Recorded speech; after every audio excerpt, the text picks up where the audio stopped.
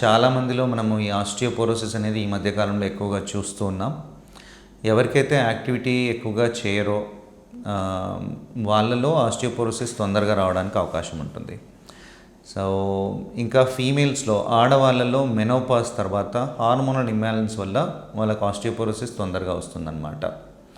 So ఇవి రెండు ప్రధానమైన కారణాలు. ఆడవాళ్ళలో ప్రధానమైన కారణం ఏంటంటే మెనోపాజ్ తర్వాత మనకి ఆస్టియోపోరోసిస్ వస్తుంది.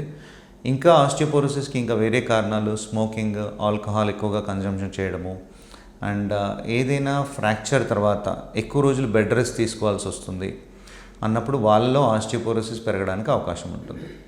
సో ఈ ఆస్టియోపోరోసిస్ని ఎలా గుర్తించాలి అంటే మనకిప్పుడు జనరలైజ్డ్గా మనకి బాడీ పెయిన్ స్టార్ట్ అయ్యాయి, బరువు నడవడానికి కొంచెం ఇబ్బంది పెరుగుతూ ఉంది అన్నప్పుడు మనం బోన్ మినరల్ డెన్సిటీ అనే ఒక స్కాన్ చేస్తాం.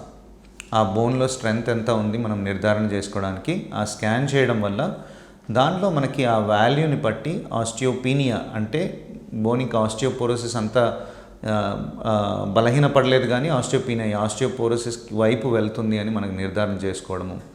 సో ఆస్టియోపీనియా ఉన్నప్పుడు లేదా ఆస్టియోపోరోసిస్ ఉన్నప్పుడు దానికి తగ్గట్టుగా మెడిసిన్స్ వాడి ఆ బోన్ స్ట్రెంగ్త్ని ఇంప్రూవ్ చేయడానికి మనం ప్రయత్నిస్తామన్నమాట.